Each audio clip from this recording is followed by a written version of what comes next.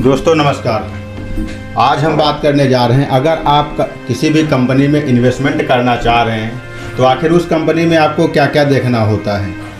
By the way, किसी भी company में आप इन्वेस्टमेंट करें तो वहाँ पर आप क्या क्या देख करके इन्वेस्टमेंट करेंगे, क्या ज़रूरी होता है कंपनी में देखने के लिए ताकि आप घाटे में ना जाएं। मैं बता दूं, इन्वेस्टमेंट 3 तरीके के होते हैं, मिड कैप, लार्ज कैप और स्मॉल कैप। मिड कैप वो होते हैं जो मिडिल क्लास बीच में आते हैं, लार्ज कैप और स्मॉल कैप। ये चीज़ें तो आपको पता ही होंगी, लेकिन प्रॉब्लम यहाँ पर ये आ जाती है, गरीब आदमी जब अपनी मेहनत से पैसे कमाता है फिर वो सोचता है कि हम अपना पैसा ऐसी जगह पे इन्वेस्ट करें जहाँ पर हमें किसी भी प्रकार का लॉस का सामना करना ना पड़े। तो अगर सच में आप लॉस नहीं चाहते, मतलब आप लॉस नहीं चाहते, आप ये सोचते हैं कि आपका नुकसान ना हो, तो उसके लिए कंपनी के कुछ 8 से 10 चीज़ें हैं जो आपको जर्नली देखना चाहिए।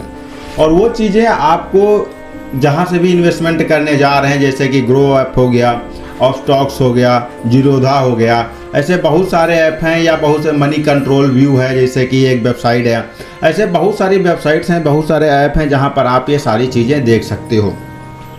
तो आखिर वो कौन सी चीज़ें हैं जो आपको देखना चाहिए, इसके बाद इन्वेस्टमेंट करना चाहिए। सबसे पहले नंबर पे आता है आपका रेवेन्यू। जब आप कभी भी किसी भी कंपनी में इन्वेस्ट करने जा रहे होते हो तो ये मोस्ट इम्पोर्टेंट पार्ट हो जाता है कि अगर एक आदमी ऐसा आदमी है जिसके खाते में आज की डेट में 5,000 हैं और कल को 6,000 होते हैं, फिर वो 7,000 होते हैं, वो 8,000 होते हैं, और एक आदमी के खाते में 5,000 हैं, फिर वो 4,000 हो रहे हैं, 3,000 हो रहे हैं, 2,000 हो रहे हैं, तो आखिर वो कौन सा आदमी सबसे बेटर है? तो सबसे बेटर वही आदमी है जिसके अकाउंट में पैसे लगातार बढ़ते जा रहे हैं। तो इसका मतलब ये है कि आप उस कंपनी में इन्वेस्ट करना है आपको जो कंपनी का रेवेन्यू बढ़ते वे में होना चाहिए, यानी कि उसका रेवेन्यू लगातार बढ़ रहा हो। लेकिन ऐसा नहीं है कि अगर 3 साल तक रेवेन्यू लगातार बढ़ रहा है और 1 साल घट गया तो आपको वहाँ पर टेंशन लेने की आवश्यकता है। वहाँ पर आपको टेंशन लेने की बिल्कुल आवश्यकता नहीं है।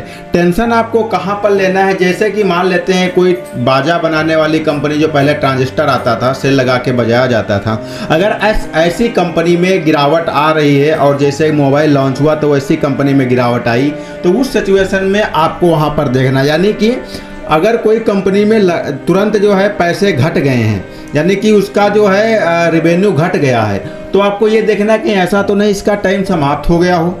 ये चीज़ होती है, इसका टाइम अब समाप्त हो गया। जैसे टीवी बनाने वाली कंपनियां थी, पहले चला गया, ट्रांजिस्टर बनाने वाली कंपनियां थी, पहले चला गया, है ना। तो ये सारी चीज़ें, ऐसी चीज़ों को आपको ध्यान रखना है। जैसे मान लेते हैं कोई अभी ऐसी मार्केट में एसी आ जाए जो सौर ऊर्जा से चलने लगे, एक पैनल आपको मिल जाए और आपके कमरे में एसी लग जाए और वो बहुत ही कम पैसों में मिल जाए, तब आप उस सिचुएशन में क्या करेंगे? उस सिचुएशन में आपको जो बड़ी बड़ी कंपनियां, जो ब्रांडेड कंपनियां कूलर बनाने वाली सारी, हो सकता है कि वो कंपनियां बंद होने लगे। तो उसका अगर रेवेन्यू एकदम से घटता है तो इसका मतलब है कि शायद अब ये नहीं उठ पाएगा। ये चीज़ होती है।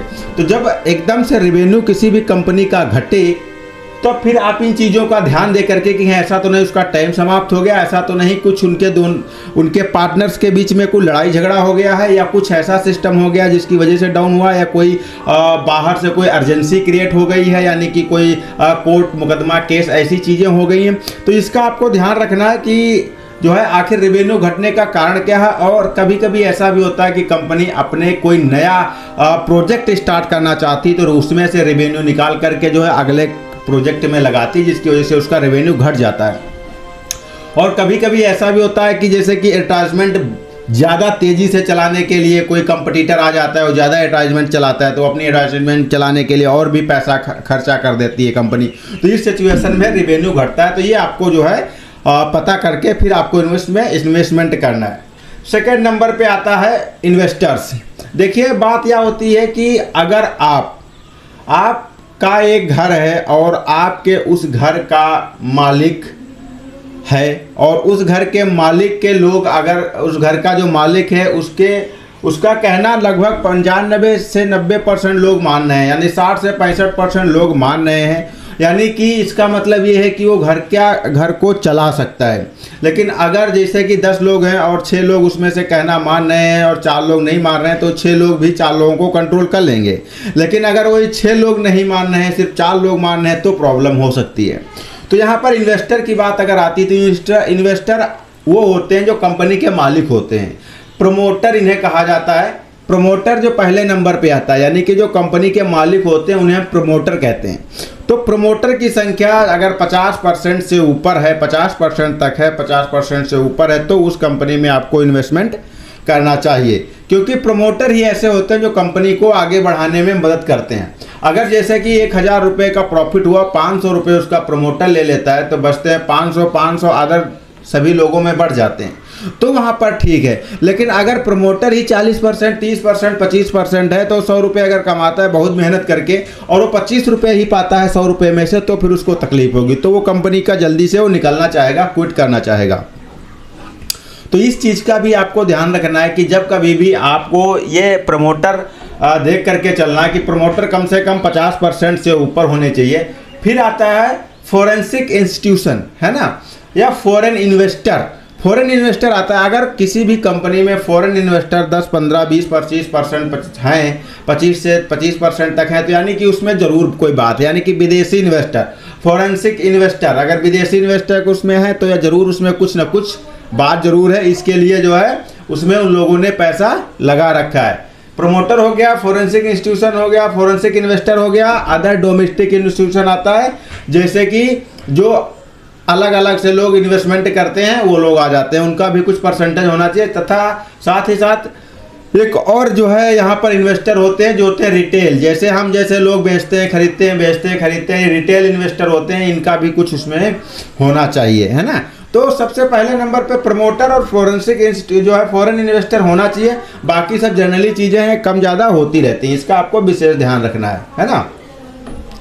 थर्ड नंबर पे आता है प्रॉफिट। प्रॉफिट हमेशा कंपनी का बढ़ता रहना चाहिए। जब कभी भी किसी भी कंपनी में आप इन्वेस्टमेंट करते हो तो आपको ये चीज़ जरूर देखना है कि प्रॉफिट बढ़ते रहना चाहिए।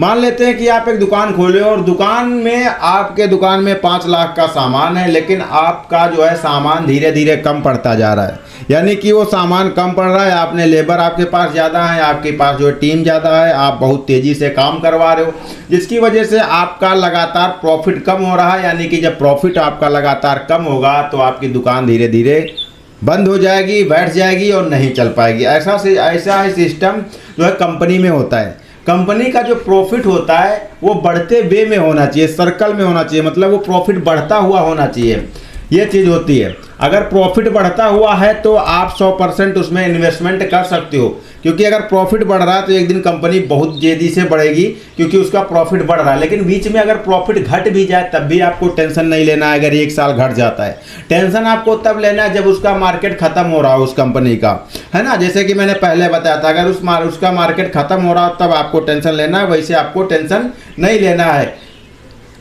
कि जब प्रॉफिट आपका घट रहा होता है तो कंपनी क्या करती है, जो प्रॉफिट होता है कंपनी का दूसरे जगह लगा देती है जिसका उसका प्रॉफिट कम हो जाता है, या फिर एडवर्टाइजमेंट चला देती है जिसका प्रॉफिट कम हो जाता है, या फिर कंपनी क्या करती है, कोई नया सेलिब्रिटी को हायर कर लेती है जो तेज़ी से मार्केट में चल रहा होता है, उसे एडवर्टाइजमेंट करवाने के लिए। उस समय भी जो है क्या होता है, उसका परसेंटेज घट जाता है। तो इस सिचुएशन में आपको ध्यान रखना है कि आपको कभी भी जो भी इन्वेस्टमेंट करना है वो इन्वेस्टमेंट करते समय प्रॉफिट मार्जिन बढ़ते रहना चाहिए। अगर उसका घट रहा है तो क्यों घट रहा है, ये पेपर वगैरह पे मनी कंट्रोल व्यू या ऐसे ऑफ स्टॉक्स ऐसे जो ऐप है, न्यूज़ जो रोजगार न्यूज़ है, वहाँ पर आपको पढ़ लेना चाहिए, न्यूज़ देखना चाहिए कि आखिर उसका जो है किस लिए घटा है।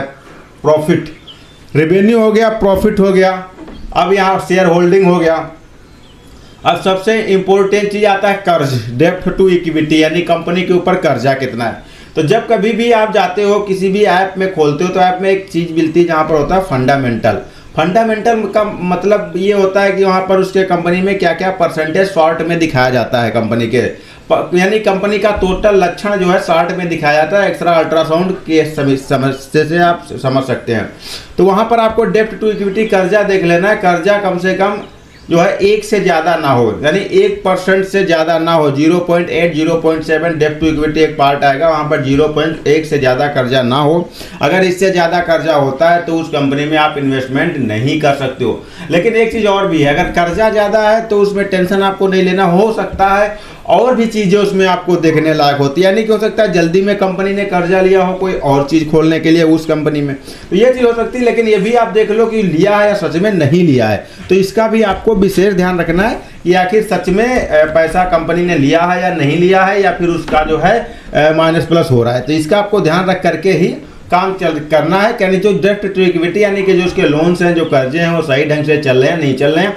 अगर नेक्स्ट नंबर पे बात करें तो ये भी आपको ध्यान रखना कि उसके प्रमोटर की संख्या, जो परसेंटेज प्रमोटर हैं उसके, यानी फोरेंसिक इंस्टीट्यूशन या फिर अदर डोमेस्टिक इंस्टीट्यूशन या फिर जो है फोरेंसिक इन्वेस्टर या फिर मतलब जो है जो इन्वेस्टर हैं वो ऐसा तो नहीं, प्रमोटर लगातार उसकी परसेंटेज घटता जा रहा है। इसकी सिचुएशन ये भी होती है कि प्रमोटर घटते जा रहे होते हैं। इसका मतलब ये होता है कि कंपनी मालिक को पता नहीं, वो कंपनी मालिक ये सोच लेता है कि भैया अब तो नुकसान होने वाला है, अब इस कंपनी से हमें प्रॉफिट नहीं होगा, तो ऐसा करो जल्दी से जल्दी अपने शेयर बेच करके यहाँ से निकल लो। तो क्या करता है, अपने शेयर बेचना स्टार्ट करता है, जिसमें उसमें प्रमोटर की परसेंटेज जो है घटती चली जाती है।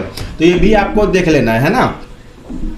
अब बात कर लेते हैं जो डेब्ट to equity ratio, P ratio, ये सारी चीज़ें आपको वहाँ पर मिल जाएंगी। जो मेन चीज़ है प्रॉफिट है, रेवेन्यू है, प्रॉफिट हो गया और रेवेन्यू हो गया। ये मोस्ट इंपोर्टेंट चीज़ है, प्रॉफिट और रेवेन्यू, ये दोनों चीज़ें बढ़ती रहना चाहिए। साथ ही साथ एक चीज़ और बैलेंस शीट में आपको देखने को मिल जाएगी, लायबिलिटीज एंड खर्चे और उसके जो है प्रॉफिट, एसेट एंड लायबिलिटीज, यानी कितना परसेंट एसेट आ रहा है, कितना परसेंट लायबिलिटी आ रही है। ये चीज़ आपको ध्यान देना है ना। ये चीज़ आपको ये ध्यान इसलिए देना है क्योंकि कंपनी 10,000 रुपये खर्चा करके फिर कितना रुपए कमा रही है, ये चीज़ का भी आपको ध्यान देना है। यानी एसेट कितने हैं उसकी और लायबिलिटी कितनी है। साथ ही साथ एक चीज़ और भी ध्यान दे देना है कंपनी में कि जो कंपनी प्रेजेंट टाइम में है, क्या उसके पास कैश है प्रेजेंट टाइम में, कैशलेस तो नहीं है। अगर कोई अचानक से कोई ऐसी कंपनी है जो दिवालिया होने वाली होती है बट उस कंपनी के लिए सही होती है, तो उस कंपनी को इंस्टेंट खरीदने के लिए कैश की ज़रूरत होती है। अगर कंपनी के पास कैश फ्लो है तो 100% भी कंपनी में आप इन्वेस्टमेंट कर सकते हो। But I am not professional investor. आप जो भी करें अपनी सूझबूझ के साथ करें, तभी आप सफल हो पाएंगे। अगर किसी भी प्रकार का आपका कोई भी लॉस होता है तो उसकी हमारी कोई रिस्पॉन्सिबिलिटी नहीं होगी। तो दोस्तों मिलता हूँ फिर किसी अमेजिंग और फैक्टेबल वीडियो में, तब तक के लिए दीजिए इजाजत, नमस्कार।